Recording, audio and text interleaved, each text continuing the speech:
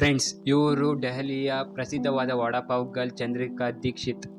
ಮೊದಲು ಇವರು ಹಲ್ದಿರಾಮ್ಸ್ ಕಂಪ್ನಿಯವ್ರ ಜೊತೆ ಕೆಲಸ ಮಾಡ್ತಾಯಿದ್ರು. ಅವರ ಸಂಬಳ ಬರೀ 30ರಿಂದ 25,000ವರೆಗೂ ಇತ್ತು. ಆದರೆ ಇವಾಗ 75 ಲಕ್ಷದ ಕಾರ್ ಒಳಗೆ ಅವರು ತಿರುಗಾಡ್ತಾರೆ ಮತ್ತು ದುಬಾರಿಯಾದ ಐಫೋನನ್ನು ಯೂಸ್ ಮಾಡ್ತಾರೆ. ಇದೇ ರೀತಿ ಟಿಕ್ಟಾಕಲ್ಲಿ ವಿಚಿತ್ರವಾದ ಶಾರ್ಟ್ಸ್ ಮಾಡಿಕೊಂಡು ಇರುವ ಜನರ ಇನ್ಕಮ್ IT ಅವರ ಇನ್ಕಮ್ಗಿಂತ ಜಾಸ್ತಿ ಇರುತ್ತೆ. ಅಂದರೆ ಈ ದೋಸೆ ಮಾರುವವನನ್ನು ನೋಡಿ ಇವನು ಒಂದ್ಸತಿ ಅಮೂಲ್ ಬೆಣ್ಣೆಯನ್ನು ತೋರಿಸಿ ಇದರ ರೇಟನ್ನು ಕೇಳ್ತಾನೆ. ಅಂದರೆ ಇವನಿಗೆ ಆ ರೇಟನ್ನು ಓದಕ್ಕೆ ಕೂಡ ಬರೋದಿಲ್ಲ. ಆದರೆ ಇವನು ಅದ್ಭುತವಾದ ಹಣ ಮಾತ್ರ ಮಾಡ್ತಾ ಇದ್ದಾನೆ. ನಾನು ಹೆಚ್ಚು ಓದಿಲ್ಲ, ನಾನು ಓದಿಲ್ಲ ಅಂದರೂ ತಿಂಗಳಿಗೆ ಬರೀ 30ರಿಂದ 40,000 ರೂಪಾಯಿ ದುಡ್ಡು ಮನೆ ಕಳಿಸ್ತೀನಿ ಅಂತ ಅವನು ನೇರವಾಗಿ ಹೇಳ್ತಾನೆ. ಇಂದಿನ ಜಗತ್ತಿನಲ್ಲಿ ಓದಿರೋರಿಗಿಂತ ಓದಿಲ್ದವರು ಮತ್ತು ಕಡಿಮೆ ಓದಿದವರು ಅಥವಾ ಜಾಬಿಗೆ ಹೋಗ್ದಿಲ್ದವರೇ ತುಂಬ ಚೆನ್ನಾಗಿ ದುಡಿತಿದ್ದಾರೆ. ತುಂಬ ವಿದ್ಯಾವಂತರಿಗಿಂತ 5-50ರಷ್ಟು ತುಂಬ ಹೆಚ್ಚು ಹಣವನ್ನು ಗಳಿಸ್ತಿದ್ದಾರೆ. ಆದರೆ ಶಿಕ್ಷಣ ಹಣ ಗಳಿಸೋಕ್ಕೆ ಮುಖ್ಯ ಅಲ್ವಾ? ಸುಮ್ಮನೆ ಓದಿ ಟೈಮ್ ಪಾಸ್ ಮಾಡ್ತಿದ್ದೀವ ಅಂತ ನೀವು ಕೇಳ್ಬೋದು. ಆದರೆ ಇವತ್ತಿನ ವಿಡಿಯೋದಲ್ಲಿ ಹೆಚ್ಚು ಓದಿಲ್ದವರು ಮತ್ತು ಅನಕ್ಷರಸ್ಥರು ವಿದ್ಯಾವಂತರಿಗಿಂತ ತುಂಬ ಚೆನ್ನಾಗಿ ದುಡಿತಿದ್ದಾರೆ. ಇದಕ್ಕೆ ಕಾರಣ ಏನು ಅಂತ ಹುಡುಕಿದಾಗ ನಮಗೆ 5 ಕಾರಣಗಳು ಸಿಕ್ಕಿದ್ವು. ಆ 5 ಕಾರಣಗಳು ಏನಂತ ಇವತ್ತಿನ ವಿಡಿಯೋದಲ್ಲಿ ತಿಳ್ಕೊಳ್ಳೋಣ ಬನ್ನಿ. ಸ್ನೇಹಿತರೆ, ಮೊದಲನೇ ಕಾರಣ, they are not afraid of looking stupid. ಅಂದರೆ ಅವರು ಮೂರ್ಖರಾಗಿ ಕಾಣೋಕ್ಕೂ ಕೂಡ ಹೆದರೋದಿಲ್ಲ. ವೀಕ್ಷಕರೇ, ಫಾರಿನಲ್ಲಿ ಆಗಸ್ಟ್ 19, 1975ರಲ್ಲಿ ಒಬ್ಬ ಫಾರಿನರ್ ಅವನ ಫ್ರೆಂಡ್ ಜೊತೆ ಬಾರಿನಲ್ಲಿ ಕೂತು ಕುಡಿತಿದ್ದ. ಹಾಗೆ ಕುಡಿತಾ ಒಬ್ಬ ಸ್ನೇಹಿತ ತನ್ನ ಸಾಕು ಪೆಟ್ ನಾಯಿ ಬಗ್ಗೆ ಹೇಳ್ತಾ ಹೋಗ್ತಾನೆ. ನಮ್ಮ ನಾಯಿ ನಮ್ಮಮ್ಮ ಕುಳಿತಿರುವ ಸೋಫಾ ಮೇಲೆ ಕೂತು ಎಲ್ಲ ಸೋಫಾವನ್ನು ಹಾಳು ಮಾಡಿದೆ ಅಂತ ಹೇಳಿದರೆ, ಮತ್ತೊಬ್ಬ ನಮ್ಮ ಬೆಕ್ಕು ನನ್ನನ್ನು ಮಲ್ಗೋಕೆ ಬಿಡೋದಿಲ್ಲ ಅಂತ ಹೇಳ್ತಿದ್ದ. ಆಗ ಅವನ ಪಕ್ಕದಲ್ಲಿ ಕೂತಿರುವ ಮತ್ತೊಬ್ಬ ಫ್ರೆಂಡ್ ಒಂದು ಸಣ್ಣ ಕಲ್ಲನ್ನು ತೆಗೆದು ಟೇಬಲ್ ಮೇಲೆ ಇಡ್ತಾನೆ. ಇದು ನನ್ನ ಪೆಟ್ಟ ಕಲ್ಲು, ಇದು ನನಗೆ ಸ್ವಲ್ಪ ತೊಂದರೆ ಕೂಡ ಕೊಡೋದಿಲ್ಲ, ಇದಕ್ಕೆ ಊಟ ಬೇಕಾಗಿಲ್ಲ, ಸ್ನಾನ ಬೇಕಾಗಿಲ್ಲ ಅಂತ ಹೇಳ್ತಾನೆ. ಇಲ್ಲಿ ಅವನು ತಮಾಷೆ ಮಾಡ್ತಾಯಿದ್ರು ಕೂಡ ಅಲ್ಲಿ ಒಬ್ಬ ಸ್ನೇಹಿತ ತುಂಬ ಗಂಭೀರವಾಗಿ ಕೇಳಿಸ್ಕೊತಿರ್ತಾನೆ. ಇದನ್ನು ಗಮನವಾಗಿ ಕೇಳಿಸ್ಕೊಂಡ ಗ್ಯಾರಿಗೆ 1,00,000 ಐಡಿಯಾ ಹೊಳೆದಿತ್ತು. ಅವನು ತಕ್ಷಣ ಮಾರನೇ ದಿನ ಹೋಗಿ ಬೀಚಿಂದ ಸುಮಾರು ಕಲ್ಲುಗಳನ್ನ ತರ್ತಾನೆ. ಆ ಕಲ್ಲುಗಳನ್ನ ಹೇಗೆ ಪೋಷಿಸಬೇಕು, ಹೇಗೆ ರಕ್ಷಿಸಬೇಕು ಮತ್ತು ಹೇಗೆ ನೋಡ್ಕೊಬೇಕು ಅನ್ನೋದ್ರ ಬಗ್ಗೆ 32 ಪುಟಗಳ ಒಂದು ಬುಕ್ ಬರೀತಾನೆ. ಆ ಕಲ್ಲನ್ನು ಒಂದು ಸುಂದರವಾದ ಬಾಕ್ಸಲ್ಲಿ ಹಾಕಿ ಒಂದು ಪ್ರೊಟೆಕ್ಷನ್ಗೆ ಇಟ್ಟು ಮಾರ್ತಾನೆ. ಅವನು ಕಲ್ಲುಗಳನ್ನು ಒಂದು ಮಾರ್ಕೆಟಿಂಗ್ ಮಾಡಿ ಬಾಕ್ಸಲ್ಲಿ ಹಾಕಿ ಮಾರುವ ಉದ್ದೇಶ ಅವನು ಜನರಿಗೆ ಈ ಕಲ್ಲಿಗೂ ಕೂಡ ಜೀವ ಇದೆ ಅಂತ ಫೀಲ್ ಮಾಡಿಸ್ಬೇಕಿತ್ತು. ಆದರೆ ಆಶ್ಚರ್ಯ ಏನಂದರೆ ಈ ಕ್ಯಾರಿ ಮಾಡುವ ಒಂದು ಸುಂದರವಾದ ಐಡಿಯಾ ಕ್ಲಿಕ್ ಆಗುತ್ತೆ. ಅವನು ಬರೀ ಒಂದೇ ತಿಂಗಳಲ್ಲಿ 50 ಲಕ್ಷ ರೂಪಾಯಿ ಆ ಸಮಯದಲ್ಲಿ ದುಡಿತಾನೆ. ಇವನ ಐಡಿಯಾ ಬಗ್ಗೆ ಯೋಚಿಸಿದ್ರೆ ಇದು ತುಂಬ ದೊಡ್ಡ ಮೂರ್ಖತನ ಅಂತ ನಿಮಗೆ ಅನಿಸುತ್ತೆ. ಈ ಥರ ಯಾರು ಯೋಚನೆ ಮಾಡಲ್ಲ. ಯೋಚನೆ ಮಾಡಿದ್ರು ಯಾರು ಬಿಸ್ನೆಸ್ಸಿಗೆ ಕೈ ಹಾಕೋಕ್ಕೂ ಹೋಗೋದಿಲ್ಲ. ಆದರೂ ಕೂಡ ಈ ಕ್ಯಾರಿ ಯೋಚಿಸಿದ ಐಡಿಯಾ ಜನರಿಗೆ ಇಷ್ಟ ಆಯಿತು. ಕ್ಯಾರಿ ರಾತ್ರೋರಾತ್ರಿ ಒಬ್ಬ ಮಿಲಿಯನರ್ ಆಗಿ ಬದಲಾದ. ವೀಕ್ಷಕರೇ, ಅನೇಕ ಜನರು ಈ ಥರ ಕೆಲಸವನ್ನು ಮಾಡ್ತಿರ್ತಾರೆ. ಇದರಿಂದನೇ ಅವರು ಸುಮಾರು ಅಟೆನ್ಷನ್ನ ಪಡ್ಕೊತಾರೆ. ಜನಗಳ ಅಟೆನ್ಷನ್ ಪಡ್ಕೊಂಡು ಮುಂದೆ ಅವರು ತುಂಬ ಲಕ್ಷಾಂತರ ರೂಪಾಯಿ ಹಣನ ಸಂಪಾದಿಸ್ತಾರೆ. ಇವರು ಹಣ ಸಂಪಾದಿಸೋಕ್ಕೋಸ್ಕರ ವಿಚಿತ್ರ ಕೆಲಸಗಳನ್ನು ಜನದ ಮುಂದೆ ಮಾಡ್ತಾರೆ. ನಾವು ಅವರನ್ನು ನೋಡಿ ಮೂರ್ಖರು ಅಂತ ನೆಗ್ಬೋದು, ಆದರೆ ಅಸಲಿಯತ್ತಾಗಿ ಅವರೇ ನಮ್ಮನ್ನು ಮೂರ್ಖರಾಗಿ ಮಾಡಿ ಹಣವನ್ನು ಗಳಿಸ್ತಿರ್ತಾರೆ. ತಮ್ಮ ವಿಶಿಷ್ಟ ಮತ್ತು ವಿಚಿತ್ರವಾದ ವರ್ತನೆಗಳಿಂದ ಜನರ ಅಟೆನ್ಷನ್ ಪಡ್ಕೊಳ್ಳುವ ಅವರು ಇದರಿಂದಲೇ ಅವರು ತುಂಬ ಬ್ರ್ಯಾಂಡ್ಗಳ ಸ್ಪಾನ್ಸರನ್ನು ಪಡಿತಾರೆ. ಮತ್ತು ಬ್ರ್ಯಾಂಡ್ಗಳು ಕೂಡ ತುಂಬ ದುಡ್ಡು ಕೊಟ್ಟು ಅವ್ರ ಕೈಲಿ ಮಾರ್ಕೆಟಿಂಗ್ ಮಾಡಿಸ್ಕೊಳುತ್ತೆ. ಇವ್ರುಗಳು ತಮ್ಮದೇ ಶೈಲಿಯಾದ ಬ್ರ್ಯಾಂಡನ್ನು ಹುಟ್ಟಾಕ್ತಾರೆ ಮತ್ತು ತಮ್ಮ ಪ್ರಾಡಕ್ಟನ್ನು ತಮ್ಮದೇ ಶೈಲಿಯಲ್ಲಿ ಮಾರ್ಕೆಟಿಂಗ್ ಮಾಡ್ತಾರೆ. ಭಾರತದ ಅತಿ ಪ್ರಮುಖವಾದ ಇನ್ಫ್ಲೂಯೆನ್ಸರ್ ಅವರು ತುಂಬ ಸೆನ್ಸೇಷನ್ ಹುಟ್ಟಾಕಿದ್ದು ನಿಮಗೆ ಗೊತ್ತೇ ಇದೆ. ಇವನ ಜೊತೆ ದೊಡ್ಡ ಸೆಲೆಬ್ರಿಟೀಸ್ಗಳು ಫೋಟೋ ತೆಗೆಸ್ಕೊಳೋಕ್ಕೆ ಹಾತೊರಿತಾರೆ. ಇತ್ತೀಚೆಗೆ ಅವನು ಕಾಫಿ ವಿತ್ ಕರಣ್ ಅಲ್ಲೂ ಕಾಣಿಸ್ಕೊಂಡಿದ್ದ. ಅಂದರೆ ಅವನ ಪ್ರಭಾವ ಎಷ್ಟಿರ್ಬೋದು ಅಂತ ನೀವೇ ಯೋಚನೆ ಮಾಡಿ. ಆದರೆ ಈ ಓರಿ ಯಾರು ಅಂತ ಕರಣ್ ಕೇಳಿದಾಗ ಐ ಆಮ್ ಅ ಲೀವರ್ ಅಂತ ಹೇಳಿದ್ದ. ಅಂದರೆ ಇದರ ಅರ್ಥ ನಾನು ಜೀವಿಸ್ತಿದ್ದೀನಿ, ಅದಕ್ಕೆ ಅವನು ಲೀವರ್ ಅಂತ ಹೇಳಿದ್ದ. ಇವನ ವಿಚಿತ್ರ ಉತ್ತರವನ್ನು ಕೇಳಿ ಸೋಷಿಯಲ್ ಮೀಡಿಯಾದಲ್ಲಿ ತುಂಬಾನೇ ಟ್ರೋಲ್ ಮಾಡಿದ್ರು. ಆದರೆ ಇವನಿಗೆ ಇದರಿಂದ ತುಂಬಾನೇ ಲಾಭ ಆಯಿತು. ಇವನು ಇದರಿಂದ ತುಂಬ ದುಡ್ಡನ್ನು ಪಡ್ಕೊಂಡ. ಇನ್ನು 2ನೇ ಕಾರಣ ಅಂದರೆ ಡನಿ ಕೂವರ್ ಎಫೆಕ್ಟ್. ವೀಕ್ಷಕರೇ, ಫಾರಿನ್ ಇನ್ಸ್ಟಿಟ್ಯೂಟ್ ಒಂದು ಸಂಶೋಧನೆಯನ್ನು ಮಾಡಿತ್ತು. ಇದರಲ್ಲಿ ಸುಮಾರು 4,000 ಮ್ಯಾನೇಜರ್ಗಳಿಗೆ ತಮ್ಮನ್ನೇ ತಾವು ರೇಟಿಂಗ್ ಮಾಡ್ಕೊಳೋದಕ್ಕೆ ಹೇಳಲಾಗಿತ್ತು.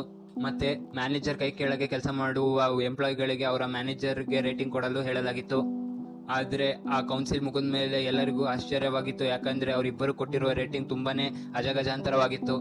ಮ್ಯಾನೇಜರ್ಗಳು ತಮಗೆ ತಾವೇ 90ರಿಂದ 95% ರೇಟಿಂಗನ್ನು ಕೊಟ್ಕೊಂಡಿದ್ರು. ಆದರೆ ಎಂಪ್ಲಾಯಿಗಳು 74ರಿಂದ 72% ರೇಟಿಂಗನ್ನು ಕೊಟ್ಟಿದ್ರು. ಅಂದರೆ ಈ ಮ್ಯಾನೇಜರ್ಗಳು ತಮಗೆ ತಾವು ತುಂಬ ಅತಿ ಬುದ್ಧಿವಂತರು ಅಂತ ಅನ್ಕೊಂಡಿದ್ರು. ಇದನ್ನೇ ಈಜಿಕೋ ಎಫೆಕ್ಟ್ ಅಂತ ಕರೆಯಲಾಗುತ್ತೆ.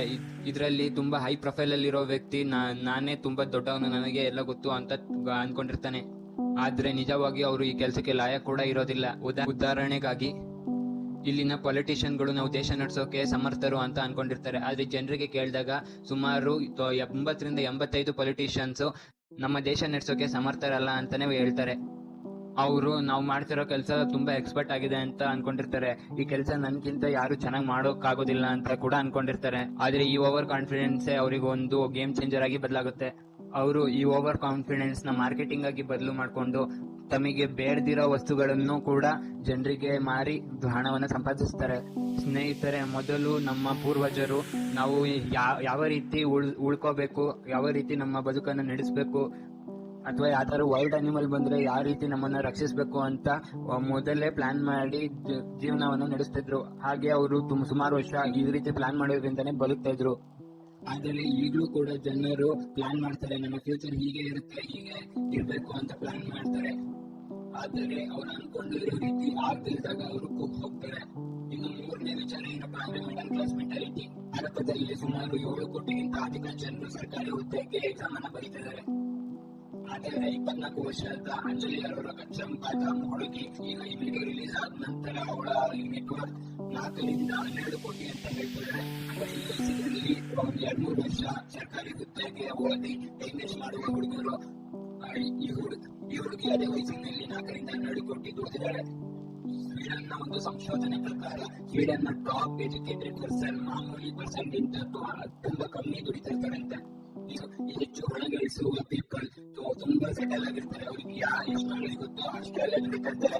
ನಾಲೆಜ್ ಇರುವ ಕಡಿಮೆ ಎಜುಕೇಟೆಡ್ ಆಗಿರೋ ಪೀಪಲ್ ತಮ್ಮ ಸ್ಕಿಲ್ ನ ಇಂಪ್ರೂವ್ ಮಾಡ್ಕೊಳ್ಳೋದಕ್ಕೆ ಫೋಕಸ್ ಮಾಡ್ತಾರೆ. ಅದರಿಂದ ಅವರು ಹೆಚ್ಚು ಹಣ ಗಳಿಸ್ತಾರೆ. ಇವರು ಅಮೆರಿಕದ ಪ್ರಸಿದ್ಧ ಲೇಖಕ. ಅದರಲ್ಲಿ ಹಣ ಮುಖ್ಯ ಅಂತ ಎಲ್ಲರೂ ಹೇಳ್ತಾರೆ. ಆದರೆ ಜೀವನದಲ್ಲಿ ನಮ್ಮ ಜೀವ ಎಷ್ಟು ಮುಖ್ಯನೋ ಅಷ್ಟೇ ಹಣ ಮುಖ್ಯ ಅಂತ ಈ ಲೇಖಕ ಹೇಳ್ತಾರೆ.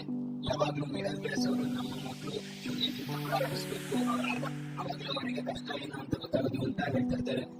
ಆದ್ರೆ ಸುಮಾರು ಶ್ರೀಮಂತರು ನಮ್ಮ ಮಕ್ಕಳು ನಾವು ಪಟ್ಟಿರೋ ಕಷ್ಟ ಪಡಬಾರ್ದು, ಮತ್ತೆ ನಾನು ಎಲ್ಲಿ ಶುರು ಮಾಡಿ ಎಲ್ಲಿ ನಿಲ್ಸೋ ಅಲ್ಲಿ ಸೇರೋದ್ರಿಂದಲೇ ಶುರು ಮಾಡ್ಬೇಕು ಅಂತ ಹೇಳ್ತಾರೆ.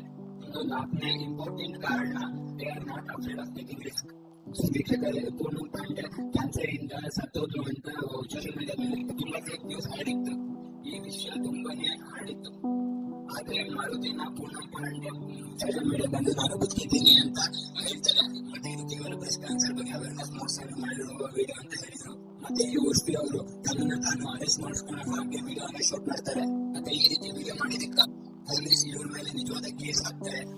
ಮತ್ತೆ ರಾಕಿ ಸಾವಂತ್ ಬಿಗ್ ಹೋಗುವಾಗ ಒಂದು ಸ್ಪೈಡರ್ ಮ್ಯಾನ್ ವೇಷ ಧರಿಸಿ ಬಿಗ್ ಬಾಸ್ ಮನೆಗೆ ರೋಡ್ ಶೋ ಮಾಡ್ಕೊಂಡು ಹೋಗಿದ್ರು. ಹೀಗೆ ಸುಮಾರು ಜನರ ಅಟೆನ್ಷನ್ ಅವರು ಪಡ್ಕೊಂಡಿದ್ರು. ಇತರ ಇನ್ಫ್ಲೂಯೆನ್ಸರ್ ತುಂಬಾ ಮೂರ್ಖತನ ಮಾಡಿದ್ರು ಕೂಡ ಇವರು ಕೇವಲ ಜನರ ಅಟೆನ್ಷನ್ ಪಡೆಯೋಕಷ್ಟೇ ಈ ತರ ಮಾಡ್ತಾರೆ.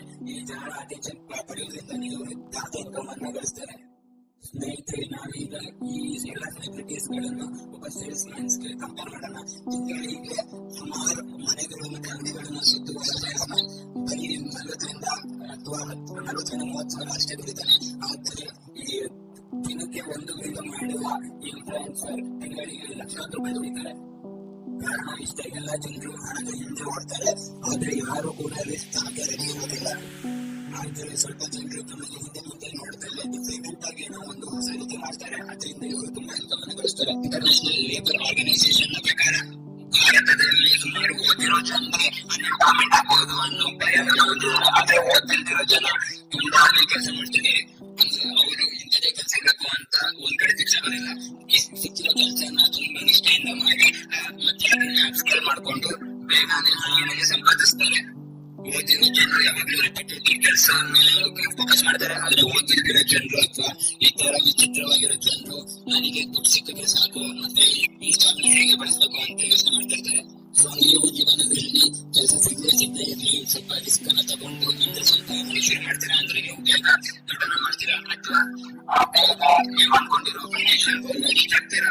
ಇಲ್ಲ ಅಂದ್ರೆ ನೀವು ಪೆನ್ಷನ್ ಅಥವಾ ನಿಮ್ಮ ಸೇವಿಂಗ್ಸ್ ಯೂಸ್ ಮಾಡ್ಕೊಂಡು ನೀವು ನಾನು ಒಂದು ದಿವಸ ರಿಟೈರ್ಡ್ ಆಗಿ ಮೇಲೆ ಏನಾಗ್ತೀನಿ ಅಂತ ಥಿಂಕ್ ಮಾಡ್ತಾ ಇರ್ತೀರಾ.